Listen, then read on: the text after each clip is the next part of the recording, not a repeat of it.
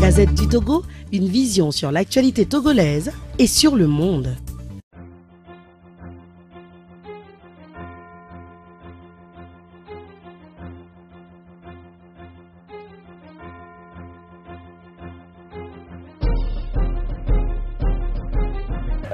Pour répondre à une question, vous en avez plusieurs sur le dialogue. Il y a une question qui veut savoir qu'est-ce qui empêche les acteurs de se parler. Eh bien, Maître Apévon a insisté tout à l'heure sur la duplicité.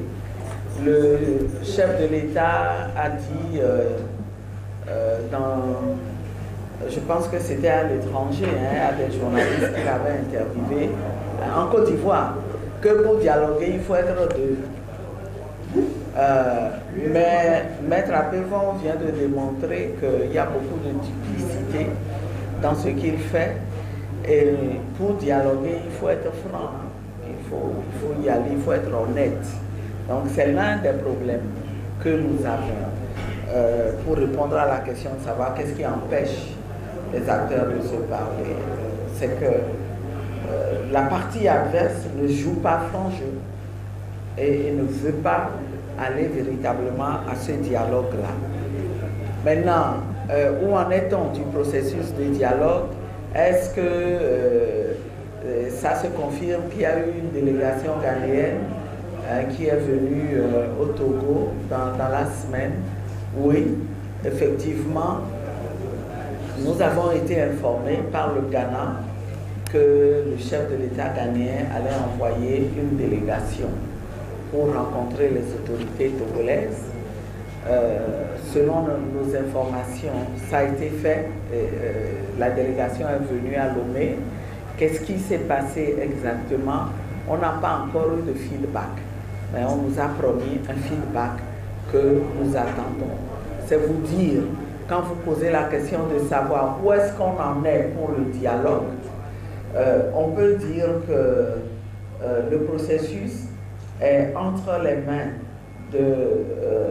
des médiateurs, mais en même temps, d'un autre côté, on peut dire la balle est dans le camp du régime, puisque c'est lui qui doit prendre les mesures que tout le monde attend pour que les discussions sur le fond puissent démarrer. Donc nous, vous savez que nous avons rendu visite il n'y a pas longtemps au chef de l'État ghanéen pour aller confirmer notre volonté d'aller à ce dialogue. Nous n'avons pas peur du dialogue. Nous irons et nous irons pour trouver des solutions aux revendications légitimes du peuple. Voilà. Et on a lu sur les réseaux sociaux des articles qui laissent entendre que on va faire des concessions, on va faire ceci, on va faire cela. Nous voulons réaffirmer haut et fort que nous allons à ce dialogue pour ramener des réponses aux revendications du peuple. On nous demande des concessions, nous analyserons. Si ça ne nous permet pas de satisfaire aux aspirations légitimes du peuple, ça veut dire que ce ne sont plus des concessions. Ça va ressembler à des compromissions. Donc, à bon entendeur, salut. Il ne faut pas que les gens, pour manipuler les Togolais, pour démobiliser les Togolais, écrivent n'importe quoi et les attribuent aux responsables de la coalition. Voilà.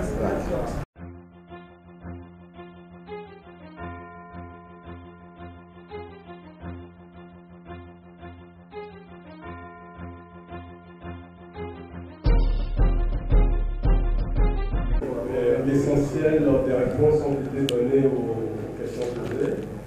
Je voulais simplement ajouter que cette lutte, elle est essentiellement menée par le peuple togolais. Et le seul instrument dont la Constitution a doté le peuple togolais, c'est d'exprimer de manière massive, publique et pacifique son mécontentement et sa colère, le cas échéant. Donc, les échanges politiques qui peuvent avoir lieu entre le régime et les partis politiques, la coalition notamment, ceci n'enlève strictement rien au droit du peuple de continuer à exprimer et même à renforcer sa mobilisation. Je pense que, étant le seul instrument dont nous disposons, le peuple doit en faire usage autant que nécessaire, tant que nous n'avons pas atteint les objectifs que nous nous sommes ensemble fixés. Parce que c'est cet instrument-là qui est aujourd'hui à notre disposition et non pas les appels à une réaction violente à laquelle on nous incite pour justifier encore la répression. Nous sommes engagés dans une démarche pacifique, nous y tenons et nous renforçons cette démarche-là jusqu'à l'obtention de nos résultats. Merci.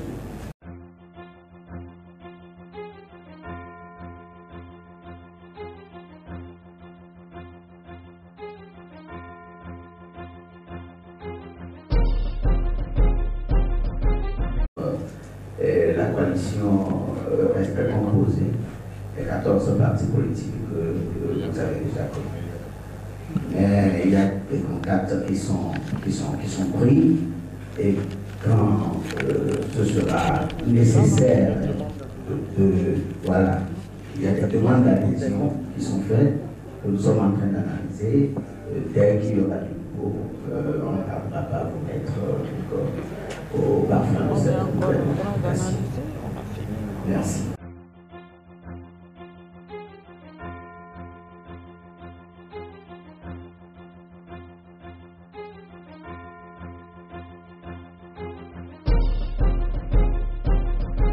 Ce qui s'est passé à Cara, le bureau est en train de faire des recherches.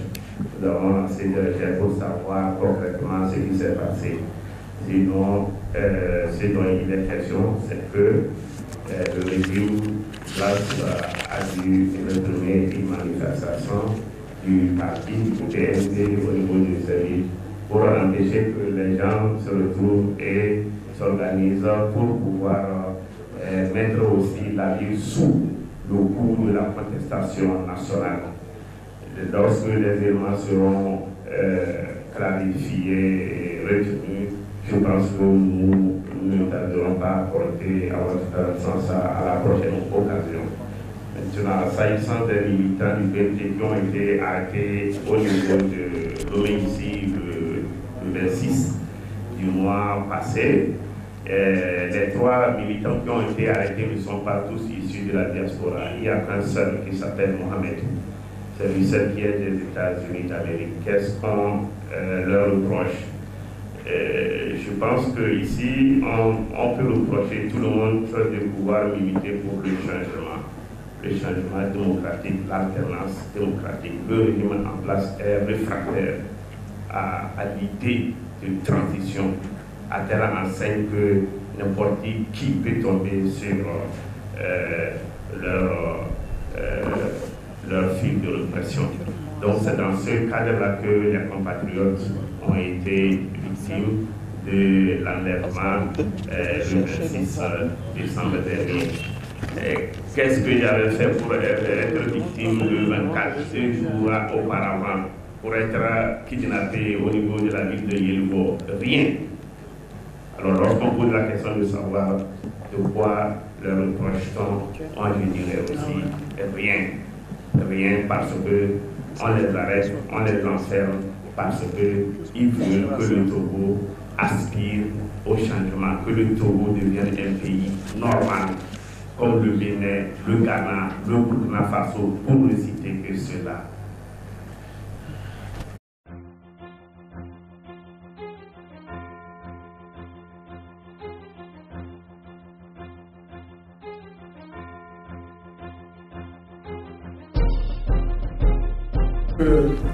Un journaliste a demandé les arguments évoqués par le gouvernement pour interdire les manifestations dans les 3 villes du Nord, à savoir Mango, Bafilo et Sokodé. Alors, l'argument principal, c'est que des armes auraient disparu, certaines auraient été retrouvées, et le gouvernement dit qu'il y aurait encore 2 armes pardon, excusez-moi, 2 armes en circulation. Et que tant qu'ils n'auront pas retrouvé ces 2 armes, ils considèrent qu'il n'est pas prudent d'autoriser des manifestations publiques dans ces 3 villes. Voilà l'argument officiel. Hein, ce n'est pas l'argument officiel évoqué par le gouvernement. Bien entendu, au niveau de la coalition, nous contestons ces arguments. Et je peux même vous dire que nous avons exprimé au gouvernement notre inquiétude parce que 2 armes auraient disparu, alors on interdit toute manifestation, on interdit les déplacements des responsables politiques dans ces 3 villes, c'est toute la sécurité de notre pays qui est menacée. Comment ces gens seraient-ils en mesure d'assurer notre sécurité? Dans ces cas-là, nous leur avons dit que nous avons de bonnes raisons de craindre pour la sécurité même du pays. Alors, est-ce qu'ils nous demandent de retrouver ces armes? Bon, je ne sais pas si c'est ironique ce qu'ils ont. Oui, il était à Sokolé, il n'a pas été... il n'a pas été tué. Voilà. Non, mes collègues me font remarquer que Faure lui-même était à Sokolé et que lui n'a pas été tué. Donc, c'est la preuve que la sécurité existe dans ces 3 villes quand même. Alors, donc, non, ils ne nous ont pas demandé, ils ne nous demandent pas de retrouver ces armes. Je disais que je ne sais pas si c'est ironique, mais ils nous demandent de les aider à les retrouver. Bon, alors, le problème, si vous voulez, c'est pour ça que, s'il vous plaît, c'est pour ça que je me dis que c'est peut-être ironique ce qu'ils disent, parce que les aider à retrouver, ça voudrait dire que nous sommes au courant de l'existence de ces armes. Or, à ce jour, et c'est ce que nous leur disons toujours, à ce jour, personne ne nous a apporté aucune preuve de la disparition de ces armes. Personne. C'est pareil, même pour on dit souvent que 2 militaires auraient été massacrés, d'abord décapités, ensuite une autre version on a dit qu'ils étaient lynchés, une autre version on a dit qu'ils étaient pilés, égorgés, etc., etc. Mais le problème... On parle de molester, le dernier courrier. Alors, le problème, c'est que à ce jour, nous n'avons aucune preuve de ces annonces. Nous n'avons jamais vu de corps de 2 militaires égorgés, nous n'avons jamais vu de corps de 2 militaires décapités. Maintenant on parle de militaires molestés. Nous n'avons jamais vu aucune preuve attestant de la réalité de ces accusations. Donc, c'est pour cette raison que nous avons, vous vous souvenez, dès le début, nous avions demandé qu'une commission d'enquête internationale et indépendante soit mise sur pied pour faire la lumière sur ces événements et déterminer les responsabilités. Mais bien entendu, le gouvernement non seulement ils n'ont jamais adhéré à cette proposition, mais ils n'ont jamais rien fait dans ce sens. Chacun jugera. La Gazette du Togo, une vision sur l'actualité togolaise et sur le monde. Rejoignez-nous sur le www.lagazettedutogo.com ou sur nos comptes Facebook, Twitter et YouTube. Pour tout contact, écrivez à contact@lagazettedutogo.com ou appelez le 92 80 88 53. La Gazette du Togo, c'est l'information en continu.